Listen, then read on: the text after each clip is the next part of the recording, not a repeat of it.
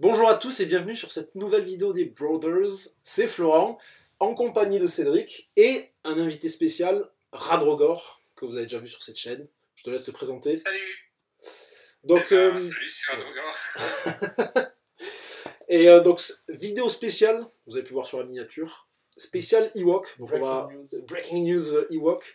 Donc spécial Andor. Donc voilà, on va parler que de ça. Si vous êtes venu là pour les Stormtroopers ou les droïdes, c'est pas la bonne vidéo. Donc je vais mettre au fur et à mesure les visuels sur la vidéo. Donc en parlant des personnages principaux des Ewoks, on a Chef Sherpa, Logré et Leia Organa qui peut être converti en Ewok. Okay, si on regarde en construction team, on voit qu'on a Leia Organa qui vaut 7 points, on a Sherpa qui vaut 7 points également, et on a Logré qui vaut 8 points. Que ce soit toi Cédric ou toi Radrogor, qu'est-ce que vous pensez de ces personnages principaux pour build des équipes? Qu'est-ce que vous en pensez? Est-ce qu'il y en a un qui est plus facile pour build? Est-ce qu'il y en a qui vont être plus pour faire une team full Ewok? Peut-être un personnage qui va être plus pour mixer avec, je sais pas, des Stormtroopers, des droïdes justement. Qu'est-ce que vous en pensez? Moi, ce que j'ai vu, c'est qu'en général, tu as intérêt à avoir les deux teams Ewoks plutôt qu'une seule, mais bon, je peux peut-être dire des conneries, je sais pas ce qu'en pense Cédric. Bon, moi, je trouve que ça interagit vachement, enfin, ça a l'air d'interagir dans tous les sens. En fait, j'ai l'impression d'avoir comme les droïdes, mais en version Ewok. Enfin, après, à voir comment ça se fait dans le comment ça s'appelle dans la pratique. Mais moi, je suis très fan de la capacité de Leia Organa, sa capacité innée, qui fait que tous les alliances rebelles sont des Ewoks et tous les Ewoks sont des alliances rebelles. Là, ça va vraiment ouvrir des champs des possibles au niveau des teams. Ça va être impressionnant. Enfin, je pense que ça va être un truc de fou. Donc finalement, tu es obligé d'apprendre elle si tu veux prendre deux teams, pas forcément que des Ewoks. Comme Ouais. ça, les rebelles vont devenir Ewoks. Si tu prends pas Leia, par contre, il faut prendre que des Ewoks purs, quoi, je pense. Ouais, ok. Mais du coup, là, si on regarde les personnages principaux, on voit qu'il y a Logré et Leia qui ont des capacités à l'activation. Mais en revanche, Chef Sherpa, il en a pas. Donc si tu veux faire une team full Ewok, est-ce que Leia, elle est pas mieux que Chef Sherpa? Qu'est-ce que vous en pensez? Parce qu'après, Chef Sherpa, il combine vachement bien, il booste, on va dire, il fait plus office de support, parce qu'après, il a que 2 d'endurance aussi, il faut prendre ça en compte. Ouais, pour un primaire, ouais. Comme Logré. Comme Logré, donc voilà, est-ce qu'avec Leia, c'est pas plus fort peut-être en full Ewok? Qu'est-ce que vous en pensez? Après, la capacité tactique de Leia, c'est qu'uniquement pour Alliance Rebelle. Enfin, on sait que les Ewoks deviennent Alliance Rebelle voilà, avec elle. C'est ça vrai. Aussi. Donc ça fait pas un boost, ça fait carrément avancer elle, effectivement. Ouais. Après, je suis pas sûr que tu aies intérêt à avancer très vite un Ewoks dans le tas des ennemis en face. Il faut pas les avancer seuls, je pense. Après, Sherpa a quand même l'avantage de pouvoir récupérer un peu de force, rafraîchir de la force si tu blesses un ennemi. Ça, c'est quand même pas mal parce que, mine de rien, les Ewoks de soutien ou secondaires consomment pas mal de force, a priori. Ouais, après, il a quand même cet avantage-là. Sherpa, comme sa capacité dont tu parles, Rado, elle fonctionne que s'il n'est pas blessé, de même que sa capacité de mobiliser le village, qui dit donc tant que l'unité n'est pas blessée, les autres alliés Ewok qui sont à 4 gagnent 1 dé d'attaque enfin 1 dé dans leur jet d'attaque. Donc c'est bien, hein, il est en soutien, il est stratosphérique.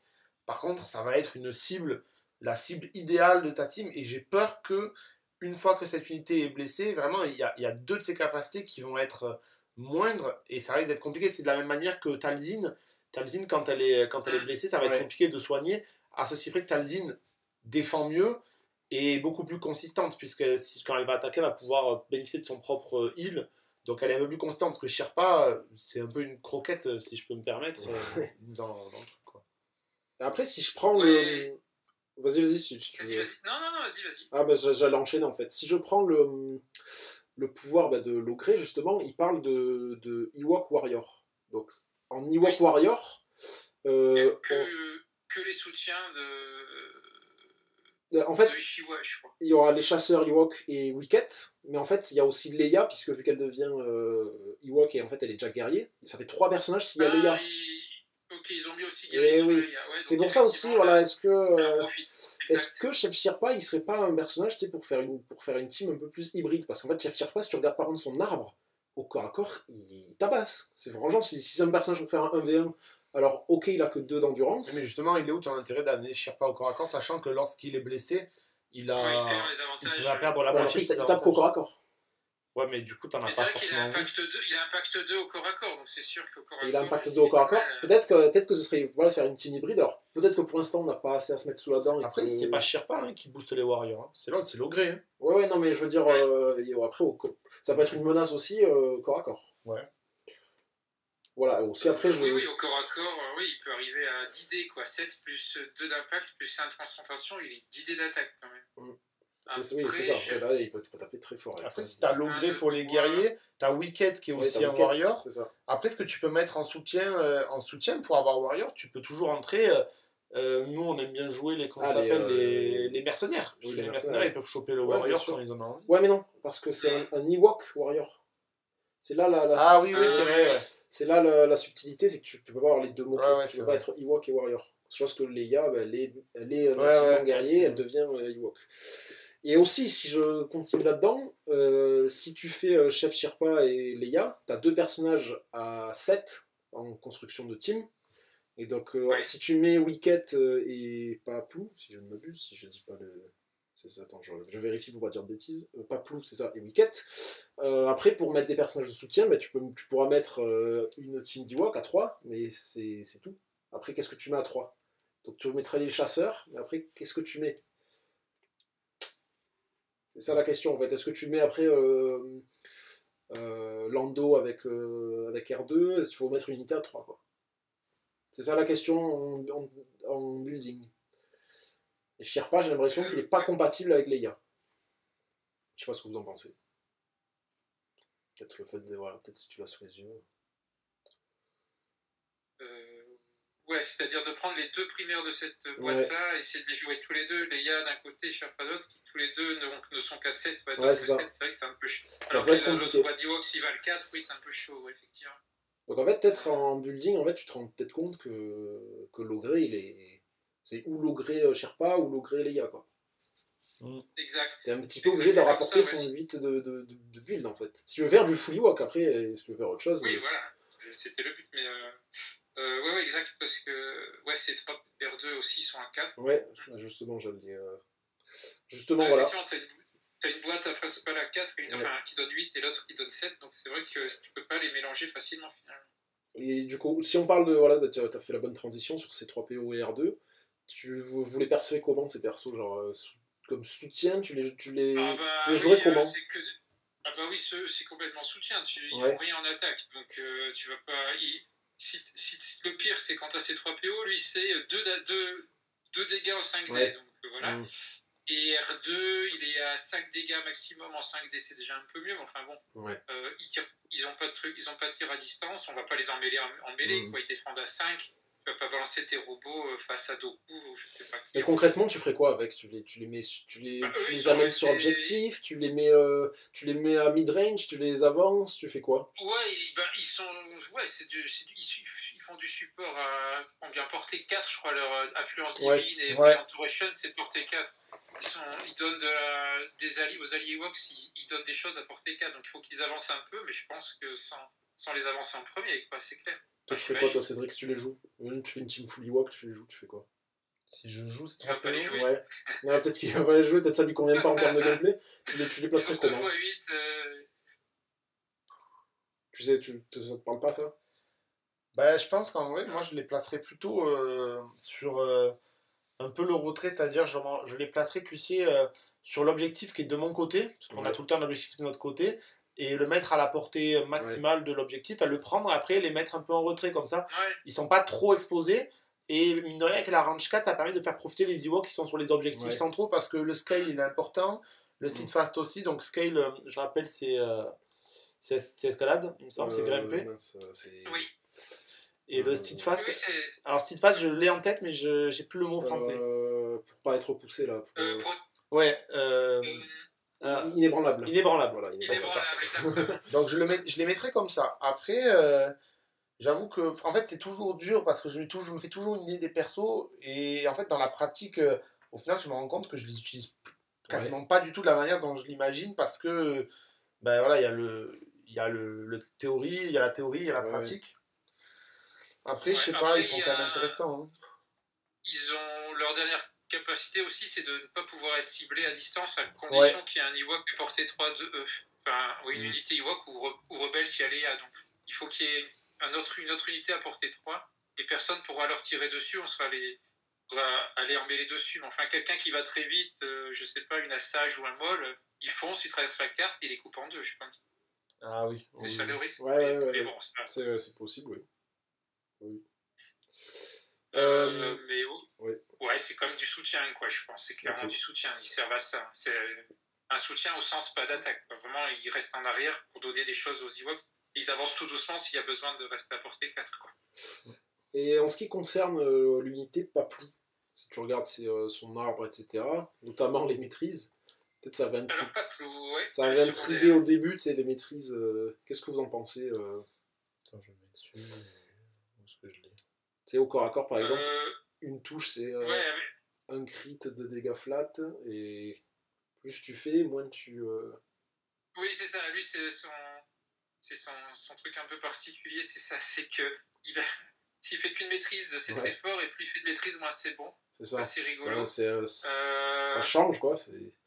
Ouais, donc t'as pas trop envie de faire de maîtrise, c'est sûr. Et en défense, c'est pareil, d'ailleurs. Et en défense, ça peut être monstrueux, quoi, en fait, limite. Tu fais juste une maîtrise. Super défense, ou alors juste un petit bouclier après 3 maîtrises. Ouais, bah écoute, ça c'est original, effectivement. Je sais pas quoi en penser, je sais pas trop. Je crois que j'avais fait des statistiques pour voir un peu en termes de lancer de dés, tout ça, mais je les ai pas devant moi. Avant même de faire en termes de proba, je veux dire, en défense, t'as 5 dés, que ce soit corps à corps ou distance. Avec 5 dés, si tu fais 3 maîtrises, bon, ça arrive, hein, mais... Bon, c'est que t'es pas très chanceux, quoi. C'est dommage, quoi. Ouais, voilà, c'est ça. Voilà. Pareil, c'est ça. Pas besoin de calculer les probas, que bon, t'as pas eu trop de chance, quoi. Ouais, c'est clair. Mais ça arrive, évidemment.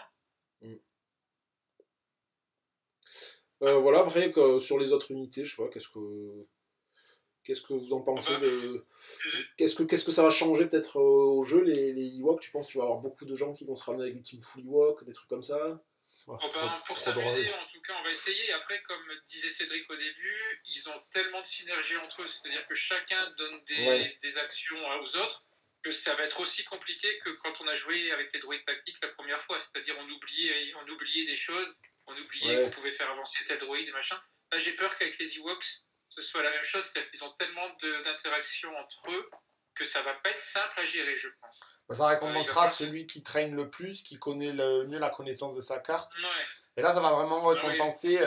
Là, on va vraiment rentrer dans le jeu comme un jeu de cartes où il faut vraiment maîtriser ton deck, entre guillemets. Et certes, l'aléatoire des dés va toujours jouer, mais là, ce ne sera pas celui qui a le plus gros jet de dés qui va gagner. On va vraiment être... Non, mais du coup, parce que tu l'as vu, notamment en tournoi, tu as joué les droïdes. Moi aussi, on a joué contre l'autre qui joue les droïdes. Et ben là, tu as la rapidité d'action, puisque nous, sur Montpellier, on joue avec les clocks, avec les clock chess, les horloges d'échecs, donc ça y joue, et ça se joue des fois à des détails, parce qu'il suffit d'oublier d'activer Doku, d'activer tel droïde, de faire tel truc, ça peut se jouer là-dessus. De déplacer ton manière et tout ça, c'est ça. Et là, donc avec les Ewoks, ça sera un petit peu pareil, donc il va falloir quand même bien les connaître, c'est pas forcément ça. Ce qui me fait peur également, c'est quand même la consommation de force, parce que rien que Paplou, il a 3 capacités, 3 forces à consommer. On n'a pas parlé aussi de la première capacité qui coûte une action, ça c'est... Oui, c'est vrai. Ça c'est top. C'est Wicked. Donc on a une première capacité qui... Oui, parce qu'il précise dans les règles. Et une action sur 2 actions possibles. Sachant que c'est quand même une capacité monstrueuse. C'est par contre, c'est très fort. Mais justement, elle combatte à mort avec Paplou, une fois qu'il est au corps à corps. Les deux combattent. Là, il donne le point d'exclamation ou la flèche cassée. Donc, l'angle entrave à tous les ennemis à portée 3. Les deux, d'ailleurs, il donne les deux. Ça dépend si l'ennemi est engagé. Oui, c'est ça. Oui. C'est hyper fort. Donc, ils ont des choses assez marrantes. Puis, il faudra aussi parler de la carte tactique de combat. Donc, ces Ewoks nous amènent plein de nouveautés quand même, pas mal d'interactions. Et donc oui, je disais, par contre, en termes de force, ça consomme beaucoup. Alors, si on n'attire pas, on peut éventuellement récupérer une force de temps en temps si un Ewok arrive à blesser un ennemi.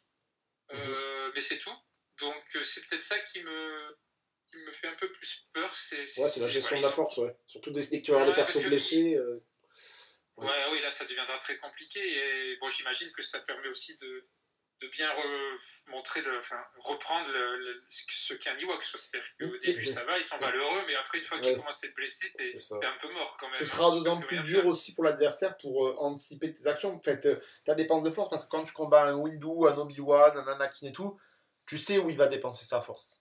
Même si tu sais pas à quel moment, tu sais que sa force, ça va servir à ça. Que là, pour l'adversaire, ça va être en cassette, tu ne sauras jamais sur quoi il va aller. Il est parti n'importe où. Ouais. Il est très parti. Oui, effectivement. Et puis quand tu sais que Wicket peut faire ça à portée 3, bah, tu n'auras peut-être pas forcément envie de te rapprocher trop de lui, en sachant qu'il te peut mettre une exposition ou une entrave avec sa force et son action. Ouais. Non, c'est sûr, il y a ces interactions vont être sympas, mais oui, après, une fois qu'ils seront blessés, là, ça deviendra trop compliqué, je pense. Donc, ils vont être valeureux au début et ce sera difficile en fin de partie quand ils seront blessés. Ouais. Tu voulais rajouter un truc sur Wicket, toi? Non, bah après, c'est vrai que ça va être une menace pour toutes les teams qui viennent rapidement au corps à corps. Après, le seul point faible qu'ont les Ewoks, c'est qu'ils n'ont pas une capacité de projection qui est égale celle d'une Asajj, d'une Ahsoka, d'un Maul. Donc, certes, ça va être une menace, il va falloir pour l'adversaire faire attention à quand tu vas engager. Mais mine de rien, comme tu disais tout à l'heure avec Maul ou Asajj, tu peux vite aller chercher le personnage qui est au fond. Par exemple, moi qui adore Grievous, avec Grievous, plusieurs fois, j'ai traversé la map en diagonale et je suis allé chercher un perso qui se pensait ultra safe. Et là, pour le coup, certes, ça va être assez... tu vas t'y réfléchir à deux fois, mais ça va surtout être dissuasif plutôt qu'offensif, parce que les Ewoks, le peu où ils s'approchent, c'est des petites comment ça s'appelle, de la petite réglette. Après, Leia peut les faire approcher, mais c'est pendant son tour. Donc ça va surtout être pour consolider ta base d'objectifs. Mais je ne pense pas qu'il y aura la même capacité de projection qu'un Grievous, qu'un Maul. Je suis d'accord. Non, pas à ce point-là, mais bon, ils font quand même beaucoup de foncés, donc c'est bien. Mais effectivement, ça vaut pas une avancée. Mais bon, les personnages qui sont capables de faire une avancée, ils sont pas si nombreux que ça. C'est ce que tu disais, quoi. Exactement. C'est molle, mais c'est leur capacité à eux. Et ce qui est bien, c'est qu'il y a beaucoup d'unités qui sont pas capables de faire ça non plus. Ouais, ils foncent aussi, et souvent leur bonus défensif, c'est de gagner des tokens donc à couvert. Des hunkers, voilà ça. Donc ce qui est bien, c'est que ça peut être contré en fait. C'est pas comme le pouvoir d'Obi-Wan où tu sais que le mec il gagne des tokens et il les garde quoi. Et tu n'auras aucun moyen de les enlever. Donc ça c'est très bien. Mais si on parle de nouveautés, il y a une carte quand même spéciale primitive. Voilà, c'est ça. Ça, je pense, tout le monde, ça a tapé dans l'œil de tout le monde, ça, je veux dire, c'est l'Ewok Traps. Ça, c'est pas mal, ça. Alors moi, j'espère qu'ils en mettront plusieurs, parce que, comme je disais tout à l'heure en off, avant qu'on tourne, ils nous disent que quand on crée le deck d'ordre, on peut inclure jusqu'à une carte primitive artifice. Donc, jusqu'à une carte, en effet, on s'est dit, c'est peut-être le wording pour éviter d'aller chercher les... Comment ça s'appelle je m'en mêle. Pour éviter d'acheter plusieurs boîtes, d'en mettre plusieurs, mais jusqu'à une carte, j'ose espérer que peut-être on aura 2 cartes, 3 cartes pour avoir un peu de choix, parce que même s'il y a de l'aléatoire sur la carte, ce serait intéressant. Ils vont pas donner ça que pour les Ewoks. Moi, ce que je disais aussi tout à l'heure avec toi, effectivement, c'est que j'imagine qu'ils en mettront une peut-être pour l'Empire, histoire que les deux camps aient chacun cette carte. Ça, c'est possible. Ça remplace une carte d'ordre. En fait, quand tu la pioches, tu vas jouer les Ewoks, les Trappers, c'est ça, si je dis pas de bêtises? Non. Ah non, tu fais l'effet. Quand tu la sors, tu joues ce qui est écrit dessus et ensuite tu repioches une carte pour jouer une unité normale. Ok, donc c'est en plus dans le paquet. C'est gratuit, c'est gratuit en plus dans le deck. Mais est-ce qu'on peut le mettre en réserve, ça, du coup? Non, on peut pas. J'ai vérifié dans les règles françaises, c'est pas écrit, mais dans les règles anglaises, c'est bien précisé. Ils ont dû corriger que tu peux mettre en réserve une carte d'ordre d'unité. C'est ce qui me semblait. Les cartes tactiques, ce ne sont pas des cartes d'ordre d'unité, ce sont des cartes qui sont dans le paquet d'ordre, mais pas d'unité. Donc clairement, non, tu ne peux pas les mettre en réserve. Mais après, je me disais que ça, c'est trop de la balle, ça. Justement pour parler d'une des boîtes d'Ewoks avec cette fameuse carte. Je me disais que même si tu la pioches dès le début, c'est bien parce que vu qu'elle fait des actions, elle donne des malus aux ennemis qui sont sur un objectif, tu sais qu'au premier tour, ton ennemi, systématiquement, il s'est positionné pour couvrir un ou deux objectifs.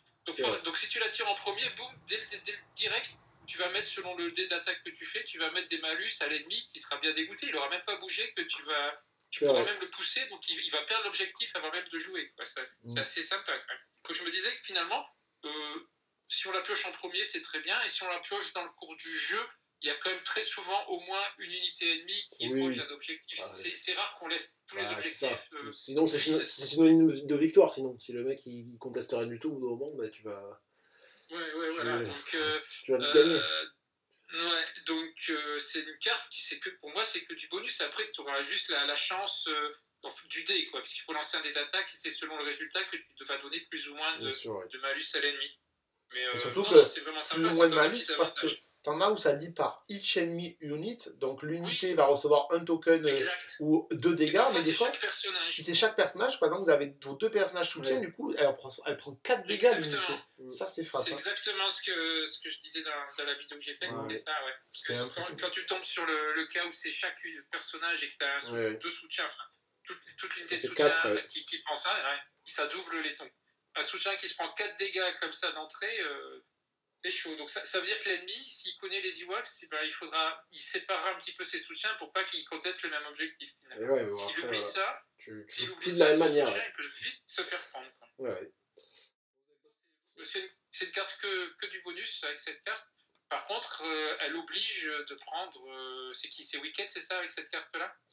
C'est les. Non, c'est les trappeurs. Les trappeurs. Je sais plus. Ewok trappeurs. Ah ouais, donc t'es obligé de prendre les trappeurs, évidemment, si tu veux jouer cette carte-là. Et les trappeurs. Qui valent 4.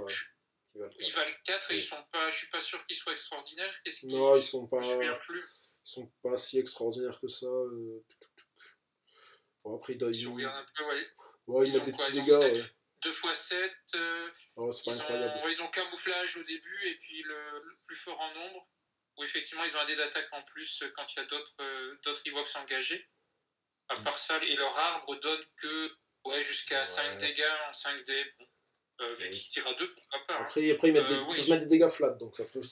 Le seul problème, c'est que je crois que c'est les seuls Ewoks qui défendent, en mêlée, qui défendent qu'avec 4 dés. Les autres sont à 5, voire 6, etc. C'est justifié quelque part quand même.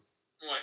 Donc, t'es obligé de prendre cette unité-là si tu veux cette carte, et forcément, c'est pas une unité forcément hyper forte. Tu peux pas avoir tous les avantages, évidemment. Vous voulez pas parler d'autre chose à propos des Ewoks? Je pense qu'on a fait le tour des sujets. Oui, je pense qu'on a fait le tour. Donc, ce qui était assez étonnant, c'est leur jet de dés. Il y en a beaucoup qui sont à 5, 6, voire 7 jet de dés en attaque ou en défense. Après, ils sont fragiles. Ils sont fragiles. Ils ont tous que 2 systématiquement, 2 x 7, 2 x 8, 2 x 9 de vie. Donc, c'est sûr. Mais après, je me posais la question, je me faisais cette réflexion. Finalement, est-ce que tu blesses souvent plus de 2 fois une unité? C'est quand même pas si fréquent de blesser plus de 2 fois. Ça dépend, à moins vraiment de t'acharner, mais en général, tu blesses une unité une fois, peut-être une deuxième fois, mais c'est rare d'activer. C'est rare de les blesser plus de 2 fois une unité. Ça dépend si c'est explosif ou pas, les combats, comment tu contestes l'objectif, etc. Franchement, ça dépend. C'est super dur à dire, ça dépend vachement de. Il y a trop de facteurs pour pouvoir. Voilà, mais. Dans une partie, déjà, moi en général, je fais un deck ennemi, je fais pas plus que 2 decks, donc je réactive quasiment jamais. J'ai jamais, je pense, réactivé 3 fois une unité. Sauf avec Shatterpoint. Oui, avec Shatterpoint, Mais bon, tu vas pas activer forcément des petits Ewoks avec Shatterpoint, ça dépend de ta team. Donc, non, c'était pour dire que l'unité sera, même s'ils ont que 2, ils seront pas forcément morts à la fin de la partie. Mais par contre, ça coûtera très cher en force, donc c'est vrai que là, ça, c'est pas cool. Bon, si on a assez parlé des Ewoks, est-ce que t'es notre plus-value de la vidéo? Est-ce que tu peux nous faire un petit point sur les... on a dit les nouveaux modes.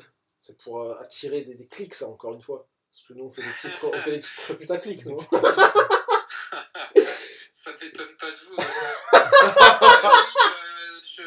Ce dont on parlait sur le Discord, parce que j'avais mis quelques lignes là-dessus.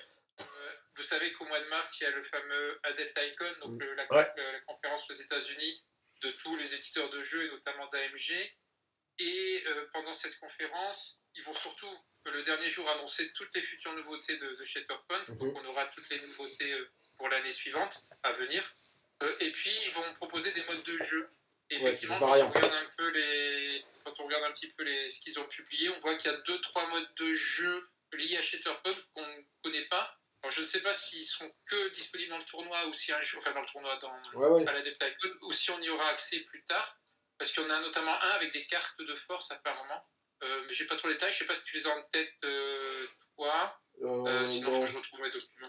Bon, moi, après, moi, ce qui m'a vraiment tapé dans l'œil, et je pense que c'est pareil pour Cédric, et de manière générale, c'est moi, il y en a vraiment deux qui m'ont tapé. C'est le mode de V2. Ah, le mode de V2, ça a l'air. Ah oui, un 2 contre 2. Ça peut être très sympa. Long, mais après, est-ce que ce sera beaucoup différent de ce qu'on faisait quand le jeu est sorti? C'est-à-dire chacun prend une team et puis on joue ensemble. On avait fait ça au début pour s'entraîner, pour présenter le jeu. Je suis pas sûr je sais pas s'ils auront inventé des règles un peu plus précises que juste chacun a sa team et puis jouer ensemble, quoi.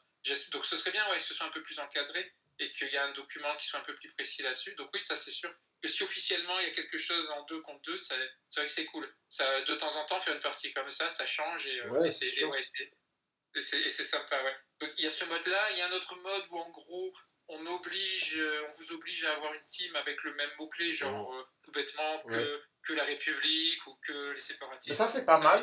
C'est pas mal. Après ça. Les mercenaires du coup, vu qu'ils peuvent, ils l'ont pas inné, donc c'est un peu con parce que du coup ça tue les mercenaires. Hashtag RP mercenaires. Après moi, celle qui m'a le plus tapé dans l'œil, c'est la One with the Force. Je sais pas si j'ai tout bien compris, mais si j'ai bien compris, au fur et à mesure des matchs, notre paquet va s'améliorer. Oui, en fonction du côté de la force où on va aller, donc ça je sais pas trop comment ça marche. Mais il y aura un paquet de cartes particuliers, des bleus ou des rouges, je crois les avoir vus il y a quelques temps, mais je sais plus où. Où en fonction des matchs, tu vas t'orienter plutôt par le côté lumineux ou le côté obscur et d'avoir des avantages, genre des capacités gratuites au fur et à mesure. Et ça, c'est un mode à long terme, quoi. C'est sur une ligue, par contre, un truc en fait, c'est affaire à suivre un peu. Il faut voir comment ça évolue quand c'est présenté. Ça peut être super sympa. Et là, s'il y a des cartes spéciales, j'espère qu'on y aura accès. Je sais pas, connaissant MG, je suis pas sûr qu'on y ait accès, en tout cas qu'on puisse les récupérer, mais peut-être qu'à un moment donné, on verra des images. Pourra faire avec, j'en sais rien. Ouais, c'est ça. On aurait adapté. Souvent, ils donnent ce genre de trucs dans leurs événements, mais tu ne peux pas les acheter par ailleurs. Et du coup, Et par contre, la variante ami-ennemi, en fait, je sais pas quoi en penser parce que c'est rigolo, mais en fait, faut trouver des trucs qui synergisent, mais du coup, c'est assez compliqué de trouver des trucs qui synergisent entre eux, mais là ça va faire peut-être la part belle à des Ahsoka par exemple qui peuvent comboter à la fois avec la République et avec pas la République et l'Empire, mais je sais qu'elle peut en faire profiter à des Vador parce que les Vador vont pouvoir faire profiter à comment ça s'appelle, le Vador typiquement il est à la fois République galactique, à la fois Empire. Mais du coup, donc lui, il profitera, effectivement. Comment savoir du coup sur quoi ils vont se baser pour dire qui est ennemi, qui est ami et qui est ennemi? On va faire une liste de méchants, une liste de gentils. Possiblement. Ouais, il y a des chances qu'ils fournissent une liste ou quelque chose ou en disant voilà tel tag et l'inverse de tel tag, je sais pas.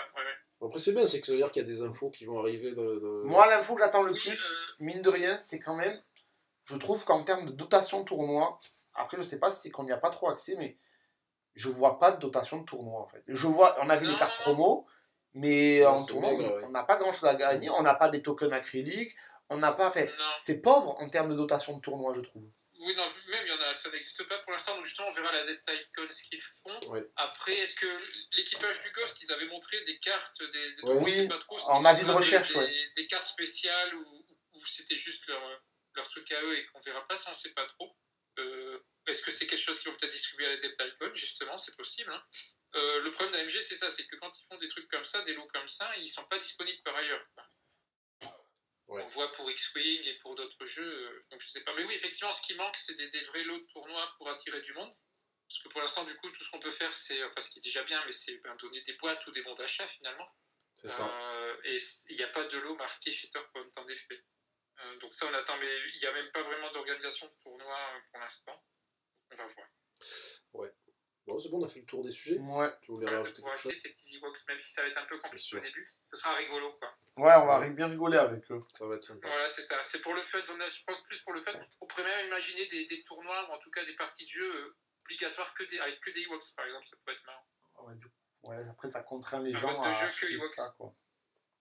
Oui, enfin ceux qui les ont, quoi. Ceux qui les ont, ceux qui les ont achetés, c'est qu'ils ont envie. Après, on voit sur Discord, il y a des gens qui sont complètement contre les Ewoks, ils comprennent pas, ils en veulent pas, ils sont dégoûtés parce qu'ils ont l'air quand même forts. Ils bloquent des ronds-points avec des gilets jaunes, on comprend pas. Moi, c'est les Gungans. Je sais pas pourquoi j'attends les Gungans. Alors, j'ai peu d'espoir, mais. Tout est possible. Moi j'aimerais bien les Géonosiens. Ouais, les Géonosiens. Mais ils viennent de sortir sur Légion, eux, en plus. Ouais, ils sont sortis sur Légion. Je peux te parier qu'au mois de mars, à l'Adepticon, ils seront présents dans les futures boîtes à sortir. Oula, exclu. Grosse flèche rouge, exclu de Radrogor. Les Géonosiens sont en cours.